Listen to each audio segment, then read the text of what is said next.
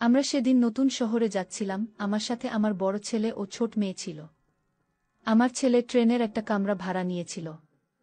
আমার ছোট মেয়ে ঘুমিয়ে গেলে আমার বড় ছেলে যা করেছিল তা শুনলে তোমাদের কান গরম হয়ে যাবে। তাহলে মূল গল্পে যাওয়া যাক। বন্ধুরা, আমার নাম রুহি, আমি ৩৮ বছরের বিধবা মহিলা। ভিডিওটা শুরু থেকে শেষ অবধি দেখার অনুরোধ রইল। আশা করি অনেক ভাল লাগবে, তাই হেডফোন নিয়ে একান্তে বসে যাও। আমার দুটি সন্তান রয়েছে, এক ছেলে রবিন ১৮ বছর, এক মেয়ে ১৬ বছর বয়স। প্রায় ১ বছর ধরে আমি গল্প পড়ছি এবং বিশ্বাস করুন এই গল্পগুলি আমাকে অবাক করে তোলে। আজ আমি অনেক ভেবে সিদ্ধান্ত নিলাম আমার সাথে ঘটে যাওয়া ১ মাস আগে পুরানো ঘটনাটি গল্পটির মাধ্যমে আপনার সাথে ভাগ করে নেওয়া উচিত। তাই বন্ধুরা, আজ আমি আপনাকে যে সত্য ঘটনাটি বলতে যাচ্ছি, যেখানে আমি এবং আমার ছেলে রবিন রয়েছি। আমার বাবা মদে আসক্ত ছিলেন আর মা আমার শৈশব বয়সে মারা যান।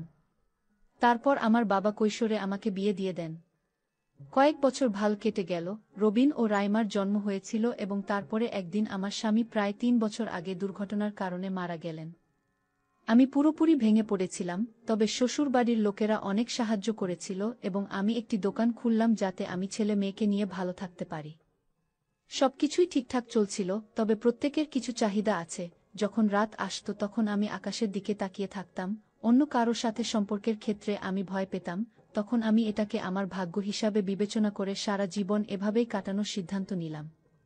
তাই গল্প পড়তাম, ভিডিও দেখতাম, এভাবে আমার সময় কেটে যেত। তবে আর কতদিন? প্রায় ১ মাস আগে এমন কিছু ঘটনা ঘটেছিল যে আমার পুরনো দিনের কথা আবার জেগে ওঠে। একদিন রাইমা স্কুলে গিয়েছিল এবং আমার ছেলে বাড়িতে ছিল। আমি যখন দুপুরে খাবার রান্না করার জন্য দোকান থেকে বাসায় আসি, তখন আমি একটি চাবি দিয়ে দরজাটি খুলি যা আমার কাছে থাকত।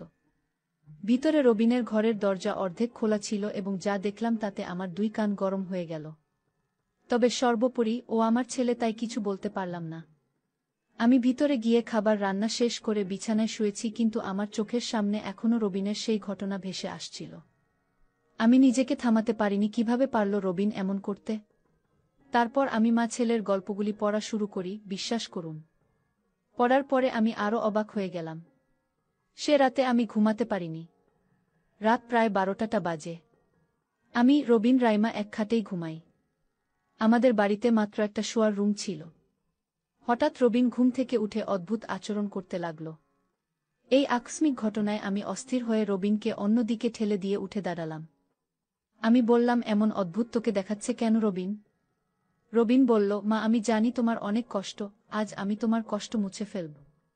তখন আমি সমস্ত লজ্জা ভুলে গেলাম। ঠিক তখন আমি রবিনের দিকে তাকালাম। তাকে একটা হট্টা কাট্টা লোকের মতো লাগছিল আর তার শরীরের আদল তার বাবার চেয়ে দীর্ঘ। হঠাৎ রবিন চিৎকার করে উঠল। চিৎকার এত জোরে বেরিয়ে এল যে কণ্ঠ শুনে আমার মেয়ে রাইমা ঘুম থেকে জেগে বলল, কি হয়েছে মা? আমি বললাম, কিছু না রে মা, তুই ঘুমা। রাইমা বলল, আম্মু, ভাই চিৎকার করছে কেন? আমি বললাম, তোর ভাই কেন চিৎকার করছে বড় হলে তুইও বুঝবি। রাইমা বলল, মা, আমি ভয় পেয়েছিলাম তাই জেগে গেছি, তোমরা থাকো, আমি ঘুমাই। রাইমার কথা শুনে আমরা মা ছেলে হেসে উঠলাম। আমি রবিনকে বললাম, এভাবে চিৎকার করছিস কেন? রবিন কিছু না বলে প্রায় ১০ মিনিট পরে চুপচাপ পাশে ঘুমিয়ে পড়ল। আমিও শুয়ে পড়লাম। তখন রাইমা উঠে বসে বলল, মা, ভাইয়া তোমাকে অনেক ভালোবাসে, তাই না? আমি বললাম, হ্যাঁ। আয়, এখন তুইও ঘুমা। আমার মনে ভয় জেগেছিল যে রাইমা হয়তো এইসব বুঝতে পারবে না, কিন্তু পরে রাইমা এ নিয়ে কিছু বলেনি, না আমিও। আর কিছু সময় পর আমরা মা মেয়ে দুজনেই ঘুমিয়ে পড়লাম। সেই রাতের পরে এখন আমরা মা ও ছেলে দুজনেই পুরোপুরি মিশুক হয়ে গেলাম।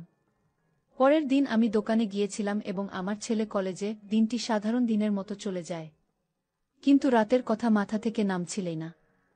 সত্যি বলতে, আমি আমার স্বামীর চেয়ে আমার ছেলেকে বেশি পছন্দ করছিলাম, কারণ ৬ ফুট যুবক যদি পাশাপাশি একসাথে হাঁটে তবে তার সাথে আমার এবং আমার বয়সের মধ্যে কোনো তফাতই বোঝা যায় না।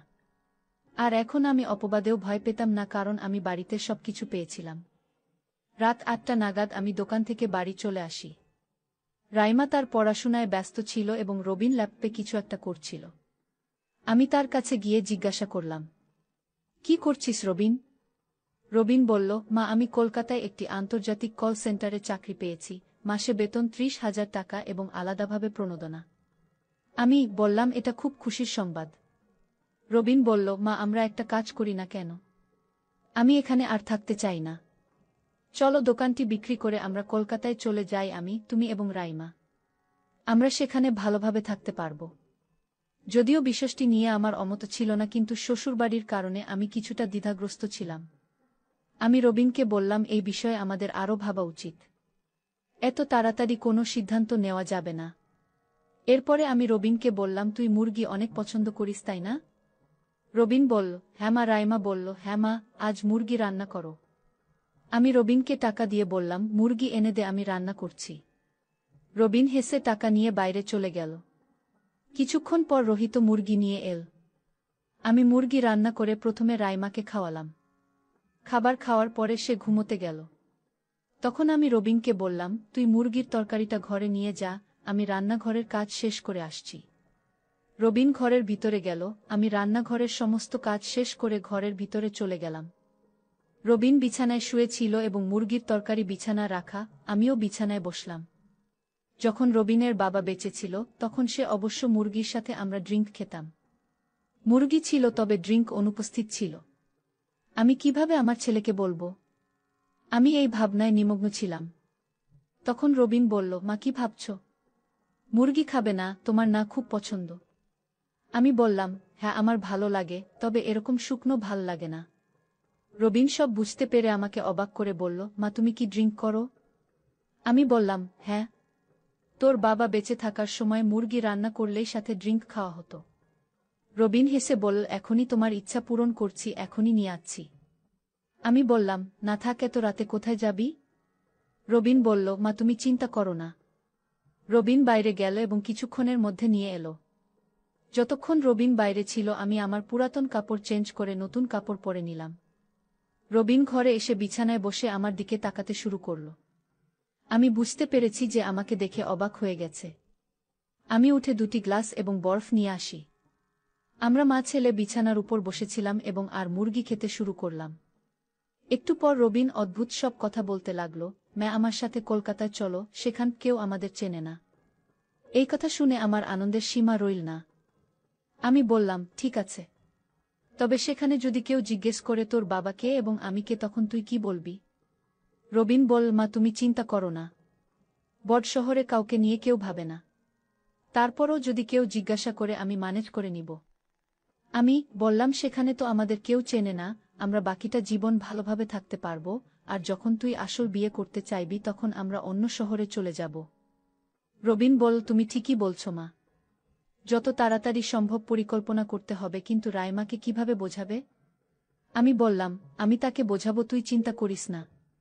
সে সব বোঝে, আমি তাকে সব বোঝাবো। তবে আমিও তোর কাছ থেকে একটি জিনিস চাই। রবিন বলল, বলো মা, তোমার কি চাই? আমি বললাম, তোর কাছে এমন জিনিস চাই তুই আমাকে চাইলেই দিতে পারবি। আমিও চাই মা, তুমি যা চাও তা দিতে। আমি তোমার সব কষ্ট দূর করে দিতে চাই, তুমি শুধু একবার বলে দেখো। এভাবে অনেক গল্প করার পর আমরা দুজনেই ঘুমালাম। পরদিন সকাল 9টায় আমি ঘুম থেকে উঠলাম। ততক্ষণে রাইমা স্কুলে চলে গেছে। আমরা বুঝতে পারলাম যে রাইমা আমাদের মা ছেলের সব কথা শুনতে পেরেছে। সকালের নাস্তা শেষে আমরা পরিকল্পনা তৈরিতে ব্যস্ত হয়ে পড়ি। কলকাতার ব্যাপারটা কি হবে এবং রাইমাকে কিভাবে রাজি করা যায়। দুপুর 2টা। রাইমা স্কুল থেকে এসেছে। সে চুপচাপ ঘরে ঢুকে আওয়াজ দিল। রাইমা বলল, মা, এখানে এসো। আমি সঙ্গে সঙ্গে তার কাছে গিয়ে জিজ্ঞাসা করলাম, কি হয়েছে রে রাইমা? সকালে তুই নাস্তা না করে স্কুলে গেলি যে? রাইমা বলল, মা, গতরাতে আমি সবকিছু দেখেছি। বাবা চলে যাওয়ার পরে আর তোমাকে এত খুশি দেখিনি। আমি বললাম, এখন আমরা সবাই কলকাতায় যাব। রাইমা বলল, মা, এতে আমি খুশি। যদি বড় শহরে যাই তবে আমার পড়াশোনাও ঠিকঠাক হয়ে যাবে। আমি কাউকে কিছু বলবো না, তুমি আর ভাইয়া যা ঠিক মনে করো তাই করো। আমি তোমাদের পুরোপুরি সমর্থন করব। এই শুনে আমার মন খুশিতে ভরে গেল এবং আমি রবিনকে সব বললাম। এর কয়েকদিন পর তারপরে আমরা কলকাতায় রওনা দেওয়ার পরিকল্পনা শুরু করলাম। দোকান বিক্রি করে টাকাও পেয়েছি। সবকিছু ঠিকঠাক করে নির্দিষ্ট সময় অনুযায়ী আমরা সকলেই কলকাতায় যাওয়ার জন্য স্টেশনে পৌঁছালাম এবং ট্রেন আসার সাথে সাথে উঠে বসলাম। রবিন ফার্স্ট এসির পুরো কেবিন বুক করে নিয়েছিল, তাই আমরা সকলে আরামে বসে দুপুরের খাবার খেয়ে কিছুক্ষণ শুয়ে পড়লাম। সন্ধ্যা 7টায় আমার ঘুম ভাঙল, কিন্তু রবিন এবং রাইমা তখনও ঘুমিয়েছিল। আমিও তাদের জাগাই না। এখন ট্রেন আমাদের শহরকে অনেক দূরে ফেলে এসেছে। আমি ভাবলাম রবিন ঘুম থেকে ওঠার আগে তাকে অবাক করে দেয়া যাক। ট্রেনের জানালা দিয়ে বাইরে তাকিয়ে রবিনের ঘুম উঠার জন্য বসে থাকলাম। প্রায় 7:30টার দিকে রাইমা ঘুম থেকে উঠল এবং ঘুম থেকে উঠার সাথে সাথে সে আমাকে নিচ থেকে উপর পর্যন্ত এমনভাবে তাকিয়ে দেখল যেন আমি তার কাছে কোনো অচেনা মহিলা। কিন্তু যখন সে মনোযোগ দিয়ে তাকিয়ে আমাকে চিনল তখন বলল, মা, তোমাকে একেবারে নায়িকার মতো লাগছে। আমি ভেবেছিলাম যে সে হয়তো রেগে যাবে, কিন্তু তার এইরকম কথা শুনে আমি খুশি হই এবং আমি তাকে বলি, তুই তো জানিস তোর বাবা চলে যাওয়ার পর আমি কতটা কষ্টে ছিলাম। এখন আমরা নতুন শহরে চলে যাচ্ছি, তাই আমি ভাবলাম আমিও নিজেকে নতুনভাবে সাজাই।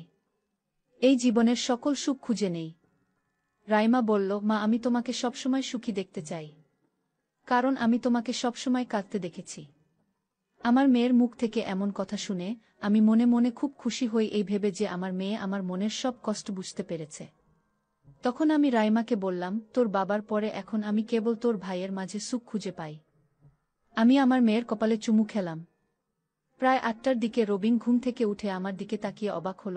রাইমা বলল, ভাই, মাকে সুন্দর লাগছে না? রবিন বলল, হ্যাঁ রে মা, দেখতে একেবারে নায়িকার মতো। এখন চল কিছু চা খাওয়া যাক। রবিন চা অর্ডার করল এবং আমরা 3জন চা খেলাম।